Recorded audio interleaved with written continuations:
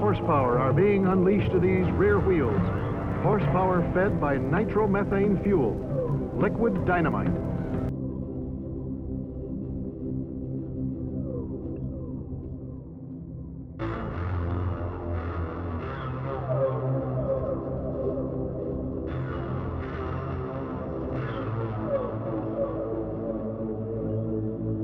Two men in two monsters, waiting for that green light that sets in motion a bullet on four wheels. In the next 6 seconds, anything can happen.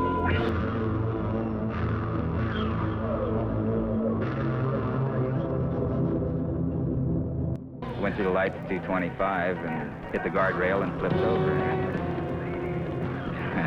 When I woke up, the car was gone. It was destroyed.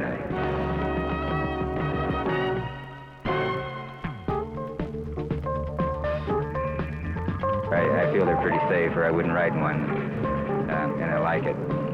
That's what I do for a living.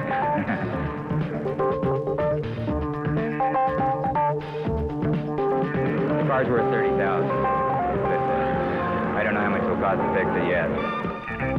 Drag racing, the ultimate in head-to-head speed competition.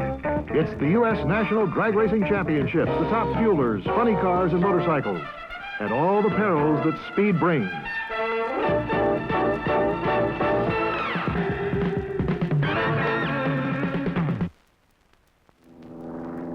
Raceway Park at Indianapolis, Indiana, where the U.S. Nationals have drawn more than 1,500 entries, making this the largest auto race in the world.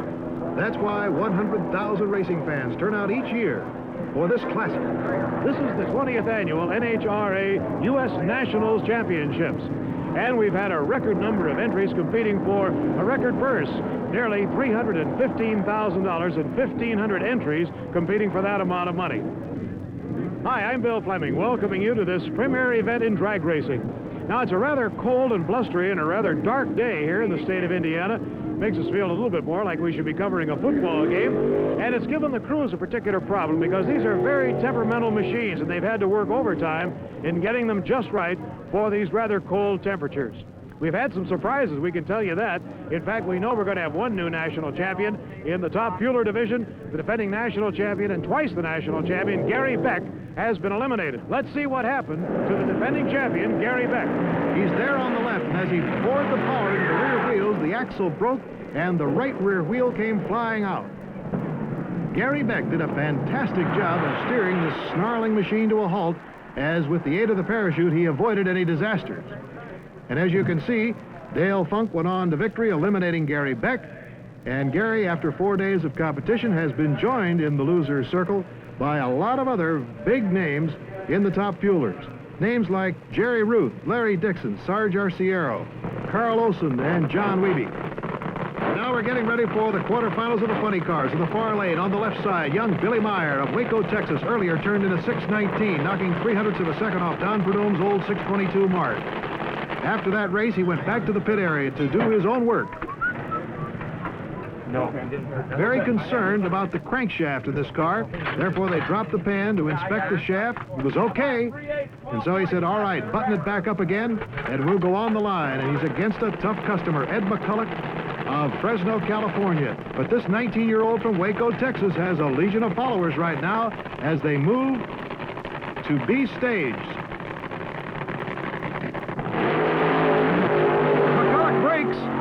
Billy Meyer will go on to win this one easily as McCulloch broke his car at the line, and there is a 6.19 elapsed time, 6 and 1900 seconds, at a top speed of 218.44 miles an hour, and it's a disheartened crew of Ed McCulloch as they shake their heads and go down and pick up that car. And here he is, a young man to watch, on the move, 19-year-old Billy Meyer, who will go on to the semifinals. Now a quick look at the bracketing. You saw Billy Meyer defeat McCulloch, then Don Schumacher defeated Pat Foster, and that sets up the match right now between Don the Snake Prudhomme and Al Bergler. Prudhomme from Granada Hills, California, who won an unprecedented 4th U.S. Nationals Eliminator victory a year ago, is certainly a top-heavy favorite again this year. Nobody is wilier than the Snake Prudhomme. He's up against a good man here in a 74 Vega, Al Bergler of Mount Clemens, Michigan. Incidentally, Prudhomme is driving a 74 Cuda. On the line they go. Once they're staged, then the Christmas tree lights go. The question is, which man can get off cleanly as Buster Couch throws the green? Prudhomme getting a sensational start. He'll win it. He'll win it easily as he popped his chute a little bit early, as a matter of fact, almost a little bit overconfident. Well, that's what happens when you're a great veteran. Prudhomme knew that he had his man beat, so he eased off on the throttle and pops his chute. You'll see it go just a little before he hits the lights. And that gives him a 6:43 laps time, 200 flat, as far as the top-end speed is concerned, and he goes on to the semifinals. Now, 2 nights ago, Mike Miller, who'll be facing Kosti Ivanov, had a dramatic thing happen to him in the time trials. On the left side, you'll see Miller come out, and as he crosses the finish line, the engine blew, and parts scattered everywhere. But believe it or not, they worked all night long. They got a new engine installed in that machine, and all he did was to go out and beat Danny on Gaius, and now he's ready to go in the quarterfinals in his Green Elephant with a new engine against Kosti Ivanov. And Kosti Ivanov is having a little bit of trouble getting that car to come up to the starting line, and I don't believe they're going to make it. They cannot get it unfrozen. Kosti Ivanov, sitting almost helpless now, can't do a thing about it. What a story he had. His father put a car together with spare parts and drove the family out of communist Bulgaria. That happened something like 15 years ago. And Kosti Ivanov came to the United States, became a great drag racing star, but right now, one of the most disappointing moments in his career, that will send Mike Miller in the Green Elephant to the starting line all alone. Ivanov can't contest him, the ultimate in frustration in drag racing. This is what they call a milk run, a piece of cake. And Mike Miller advances to the semifinals.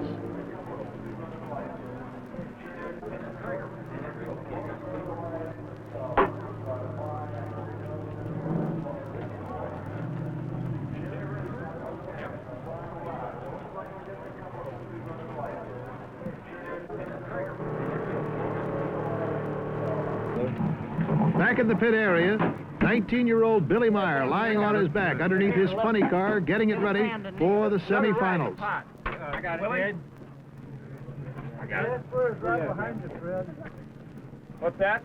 Billy is an absolute wizard when it comes to automobile engines. And believe it or not, they can take an automobile engine out of one of these cars and have it replaced in 35 minutes. And the activity is just as frenzied over in Don Schumacher's pit area. Don does the work on his car, too. Down off the jack, let's head on up there. Down and back. I still need an 11/16. Trying to mastermind his way to victory over Billy Meyer. In the meantime, we're getting ready for the semifinals in the bikes. And roaring up to the line is the defending champion, Bob Moriello. And here's his opponent, KC Bob Spillers of Fort Wayne, Indiana. These bikes are double engine, the engines between the two wheels, and they can really fly. Moriello qualified at 168 miles an hour. Joe Smith was the fastest qualifier at 171. We'll be seeing him very shortly. But right now, it's head-to-head, Spillers against Moriello. And there's not much protection out there for the rider. Pretty tough to keep things in line. Earlier, we talked to Bob Moriello about it. Boy, reflexes have to be pretty sharp at 180 miles an hour when you're lying down. You have to be kind of a peculiar fella in order to do that. I would think that it would demand a great deal of courage to hurdle yourself behind one of these. Well, it's nice of you to say it, but I just don't think of myself as anybody special. It's just something I happen to do. While they're working on your bike here, getting it ready, well, what's the most difficult thing? I mean, like the first 50 yards or so? The most difficult thing is about the first 50 to 75 feet, I would say. Feet. It's that close a thing. If I can get it out hard enough in the first few feet like that, I'm happy because it's accelerating as hard as it can. If I don't do that, then it's all over. And they're on the line. Moriello in the far lane, Spillers in the near lane. And look at Moriello's takeoff. That first 75 feet, and he just blows Spillers off. Spillers eases up, And Moriello flashes to victory in 8.89 for an ET, and 163.33 is the top speed. So Moriello, the defending champion, will go into the finals. Now moving up for another semifinals is Joe Smith. Here's the fellow that had the fastest qualifying speed of 171. He's in against T.C. Christensen. A little burnout here, getting those tires ready to go. Joe Smith. And Buster Couch, the starter, taking a little lunch break on the line. It's pretty tough to move away from these fast-moving events. One group's out of the way, and the next one comes up. Look at Joe Smith. Stretching out on that big Harley with the double engines, 3,800 cc's. He's sitting on top of lots of cubes, as they say. Joe Smith, the former national champion bike rider, against T.C. Christensen in the far lane. And it is Smith who gets a great start. And look at him fly at the finish line. 8.45. The ET, 172.4. Christensen, 9.13. Quite a ways behind. So Joe Smith will go into the finals against Moriello. That ought to be some matchup.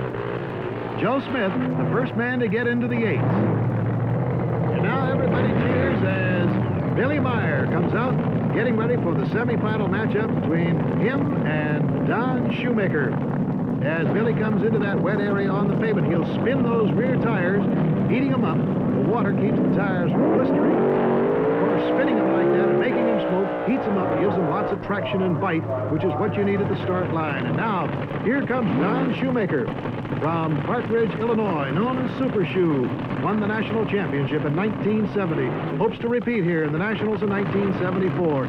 And Billy Meyer hopes to capture his very first national title. Waco Willie is his nickname, and we talked to him a little bit earlier.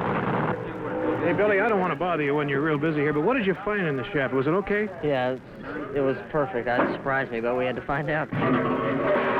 Billy Meyer was satisfied with the crankshaft on his car, so we moved over to Don Schumacher's pit. What seems to be the problem? You seem to be working frantically here. Oh, we got a little bit too much weight on the clutch, and it's pulling the motor down in the middle and burning some pistons out of it. That's why you changed the pistons, huh? That's right. We have to change 4 of them. Well, aside from the mechanical problem, how about the psychological problem going against young Billy Meyer? I'll take him on any day of the week. He's my hero right now because he's a good friend of mine. He's a very young man, and he's doing a hell of a job, but I'll take him on any day of the week.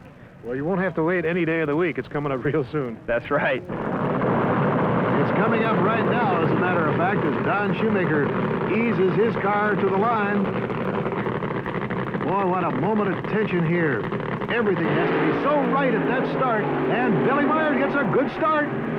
He's got a half a car length lead now, a car length, now 2 cars, and he goes over, and the engine blows on Schumacher's car as he crosses the finish line. Billy Meyer defeats Don Schumacher in the semis of the funny car, and Schumacher blows the engine at the line. Let's take a look at what happened. And we saw the flames shoot out of that car. Here's Billy. He realizes that he's got it won. There goes the chute a little bit early. And there goes the engine. 6:26, the elapsed time for Meyer, 2:10.28. And for Schumacher, a 6:34 and a top speed of 2:25. But of course, Billy Meyer eased off his engine just before the finish line. And now here is Don the Snake Prudhomme going against Mike Miller in the Green Elephant as Prudhomme goes through the burnout. And here is the Green Elephant. Mike Miller, as we told you earlier, defeated Danny Ongaias. And now here he is against Don Prudhomme. In the quarters, Prudhomme defeated Al Bergler of Mount Clemens, Michigan. And you'll recall that in the quarters, Kosti Ivanov couldn't get his car started, so Mike Miller had a real easy one, but this one will be far from easy. There are very few men in drag racing who have been able to beat Don Prudhomme on the line. Many have gambled and have red lighted, and you don't see the red light go on very often for Prudhomme. All right, they ease it up there. Everybody standing to see if the snake can beat the elephant.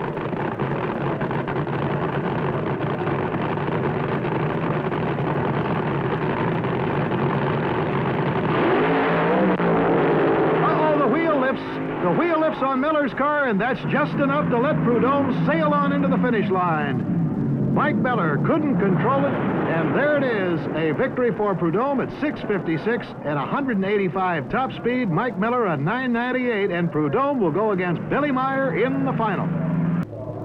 A couple of former champions, Don Prudhomme on the left and Bill Grumpy Jenkins, the Superstock champ of '67, are discussing, believe it or not, the weather, because it looks like Mother Nature is not going to cooperate with the remainder of the day here. Rain is starting to come down quite hard. There is a front approaching from the west, and they say that when that happens in Indianapolis, you go for your umbrellas.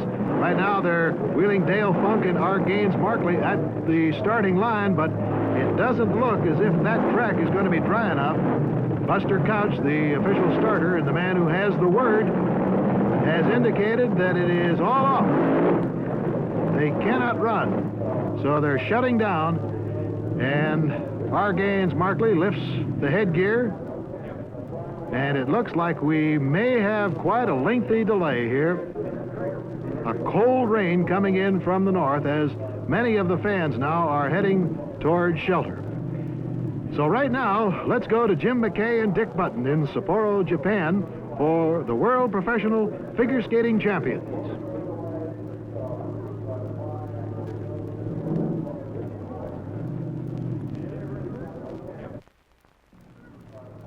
Thanks very much. We're back racing again at Indianapolis Raceway Park. It did take a little bit longer for that front to go through than we had anticipated. As a matter of fact, almost a day. But as you can see behind me, the skies have cleared, no more rain in sight. It is cold and it is windy, and the scene has changed somewhat as far as the crowd's concerned. And here are a few hardy souls who have remained to watch what promises to be a great windup to these 20th annual Nationals at Indianapolis Raceway Park. Many of the campers have moved out. A lot of people had to go back to work. But there are some dyed-in-the-wool fans, including Billy Vukovich of Indy fame, who is still on hand as a spectator. And now let's set the scene for you as we get ready for the Top Fuel semis. On the left is Dale Funk.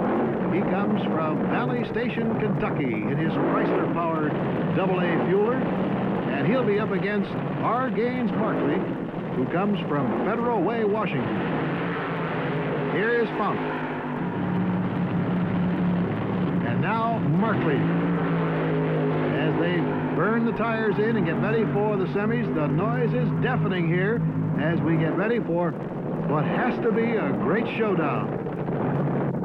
Wheeling him back. R. Gaines Markley and Dale Funk. And this one, believe me, is really a toss-up. Both Chrysler-powered, both with more than 1,500 horsepower. Markley has knocked off Bruce Jarrett, Dwight Salisbury, and Larry Dixon. And Funk got here by eliminating defending champion Gary Beck, Bob Noyce, and then John Wiebe in a close one. So here we go. Markley in the purple slingshot, and it's a great start. It's dead even halfway. What a finish. They both popped the chutes about the same time, and look at this. The official winner is R. Gaines Markley. His ET is 6:18, and here's a quirk. Dale Funk's ET is 6:17, 1/100th of a second faster, so to speak. But remember, in drag racing, it's the man, providing he gets a clean start, who crosses the finish line first. So apparently Markley got just a step behind at the start, but he crossed the finish line in front, and so he goes on to the finals. And now, getting ready for Graham and Hughes. This'll be quite a tangle. Marvin Graham comes from Oklahoma City, Oklahoma. And he'll be taking on Dwight Hughes from Selma, California. These are a couple of Donovan-powered machines. Just listen to them rattle.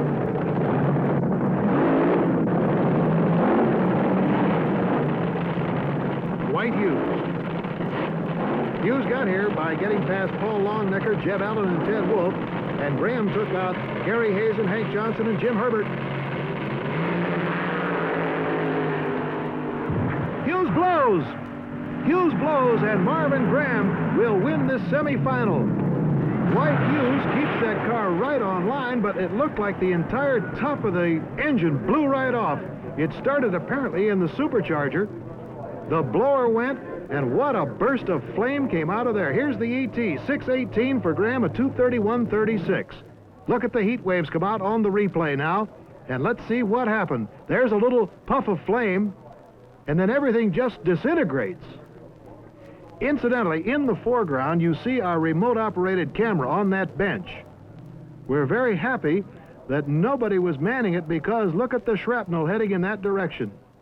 The entire head is flipping in midair.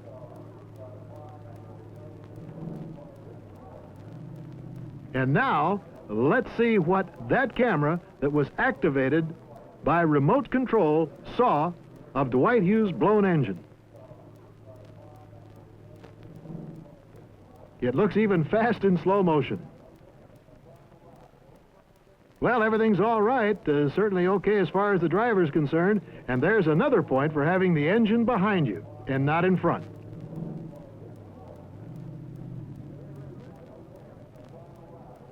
Well, all you bicycle enthusiasts, get ready for the finals now of the motorcycle championship here at the Nationals. Joe Smith in the near lane. The tower lane on the far side is Bob Moriello, who won the title a year ago. Joe Smith won it 2 years ago. It's a Harley in the near lane against a Triumph in the far lane, both double-engine machines. And it's a good start. Joe Smith takes the lead. Look at him go. Joe Smith goes across, and the ET is 845, but look at this top-end speed, 170.45. And Bob Moriello goes down to defeat. He had a 914 ET, but his top end only 126.22. And as they come off the line, you can see they're pretty even, but it was that superior power that carried Smith to victory. And it's an 845. Well, here he is, Joe Smith. And Joe, congratulations, you dethroned the defending champion. Yeah, it was really neat. It was really something. 845, huh? That's pretty good. You like it? Oh, I'm happy with it, really. That's the only bike in history that's turned 3 840 runs in succession, and I'm really happy about it. You know, you were once a national champion. You had to wait a couple of years to repeat it, and boy, that must make you feel mighty good. Well, Come to your rooting section. True now, you know. Right on the side of your thing there, you got drag racing's first 8-second motorcycle. Now his wife, Pat, and daughter, Patsy, come up to give him some big victory hugs. Oh, you crying a little bit? Yeah, a little bit. I don't blame you. It's been a lot of hard work, hasn't it? This is our first double, and we've only had it together about, it's been about 2 months now, so we're looking pretty good. It only goes to show you that there's emotion in no matter what sport you cover. Oh, yeah, even Prudhomme cries. I've seen him do it.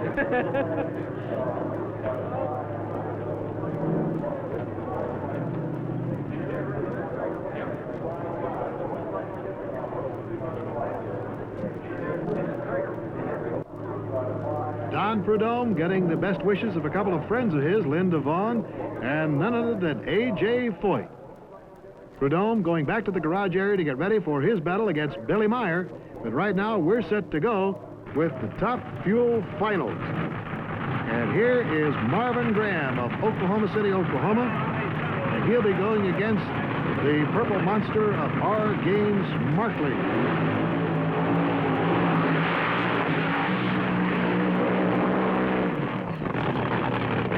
Here they come. This is the top of the line. The Top Fuelers.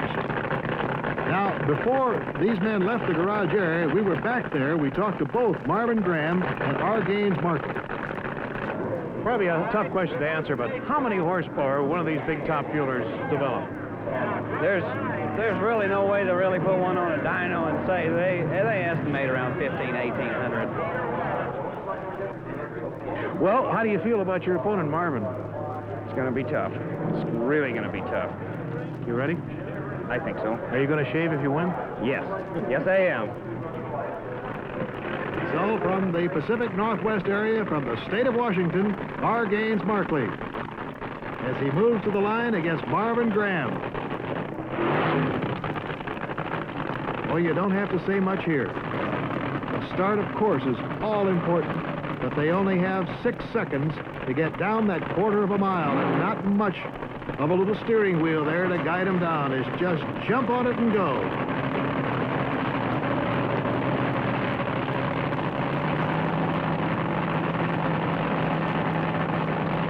Those stacks belching out the exhaust of nitromethane fuel. Here we go! Markley's tires are burning, and that's a bad sign as Marvin Graham will cross first. Unofficially, it is a 6:17, and Marvin Graham of Oklahoma City, Oklahoma, is the new champion, as Gaines Markley couldn't get the bite that he needed. And let's move over and talk to the new champion. Hey, Marvin, congratulations. Do you know you won it? Yes, yeah. Man, I can't believe it. Take that headgear off so we can get a look at your happy face. You say you can't believe it. Did you really? I think it was a 6:17. Oh, I don't know whether that's official or not. Is it official? 6:17. Does that make you a little bit happy? Oh, yeah. I was hoping it'd run a little quicker than that, but if that's all it takes to win, that's good. I'm glad. You know, did you have an inkling that that this might have been your year?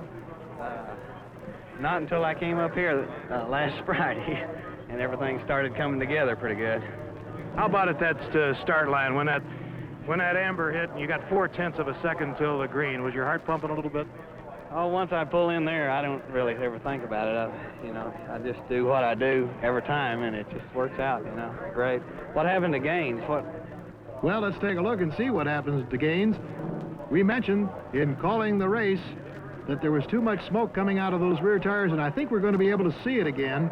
Now, whenever the tires begin to smoke, it means that the tires are spinning, they're skidding, they're not getting the bite on the surface, and therefore they're not propelling that racer. Notice, for instance, how Marvin Graham is absolutely clean. Well, here he is, the champ Marvin Graham, getting out of the car. A mighty happy man he is. What a great thrill to be named the national champion, and he'll reign for a year. And he'll be joined by these other national champions. In the stocks, it was Al Venus. He took the victory as Larry Peterson in the wagon, red-lighted. Tough break. Dwight Cox won in the super stocks.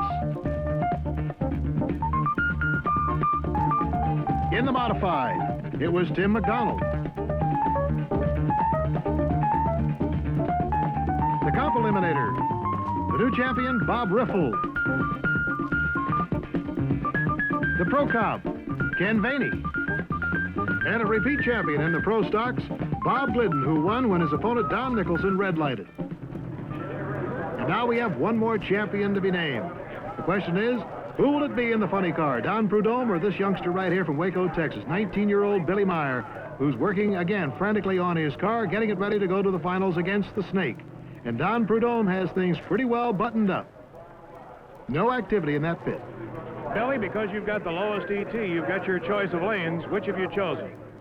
Unless anybody breaks, I'll probably take the right lane. I made a run early this morning, just about 100 foot, and the car hooked up good. I think that's the lane I'll take. Seems to be the right lane for the funny cars is the best one.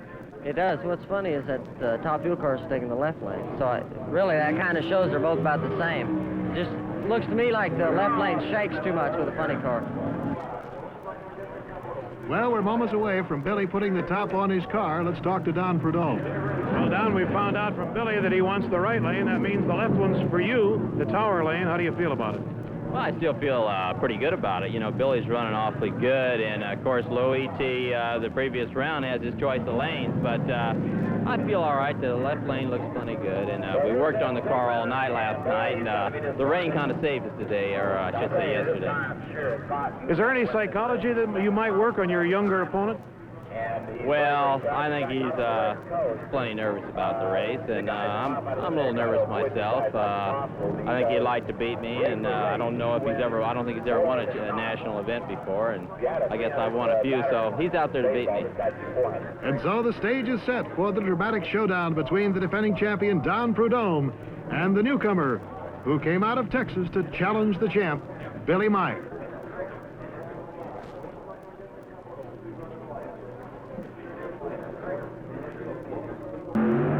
now we're ready for this classic confrontation between the veteran, Don Prudhomme, in his 74 Cuda, burning it out right now, and the rookie from Waco, Texas, Waco Willie, in his 74 Mustang. Billy Meyer has never gotten this far before in a meet of this stature. Don Prudhomme has been a 4-time national champion. And the question is, which of these two is going to win in this shootout? Neither one can afford to get off the line too soon because he would red light and automatically be eliminated. Billy Meyer, hands on the wheel.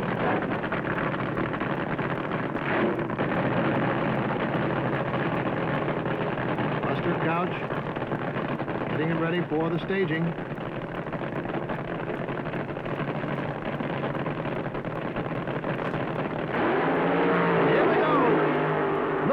Swerve. That's enough to cost him the race as Don Prudhomme goes across the finish line in 6.33 elapsed time. Billy Meyer a 6:46. Top end speed for Prudhomme was 2:22.32 and Billy Meyer had a 2:19.51. And now in ultra slow motion, the exciting start. Both drivers get right on it on the green. It's a perfect start. But watch the tires on Prudhomme's car in the near lane. Absolutely clean, perfect traction. And Billy's are starting to smoke. They're spinning. And it throws the car just offline, enough to cost him a national championship. Well, everything is hissing and smoking in there, and I imagine Don Prudhomme is too. I don't know. Don, do you know that you've won it? Do you know you won it? Well, yeah, it's kind of looking like it comes down the track. I'm kind of happy about it, too. Take all that stuff off so we can get the good look at the happy winner's face. Boy, what a lot of tension was involved at the start of that one. Oh, it sure was. Don, you know, everybody said Waco Willie is fast, but watch the old snake, the old veteran. Yeah, thank you very much. It's tremendous winning it 2 times in a year like that. I'm sure there's a lot of United States Army people around the country going to be proud of this one. Well, I'll tell you, fellas, mighty proud of you, too, as Wally Parks, the president of NHRA. He's congratulated you many times. Sure have, and it's a good habit to get into. Of course, Don just proved that if you're willing to work all night long and really thrash, why, it pays off in the end, and we're very proud of him as one of the best champions drag racing has ever had. Thanks, Wally. And Don, I know you have kind words for Billy Meyer, who got all the way into the finals. What was he? Yeah, he's tremendous. The race, I was super impressed. I don't even know what I ran the last run here, but he was running tremendous, and he's a good racer, and he's going to be one heck of a racer. You know, Joe Smith said, you know, even Don Prudhomme cries, and I see a tear in your eye. You must be emotionally moved. Yeah, you bet. Okay, buddy.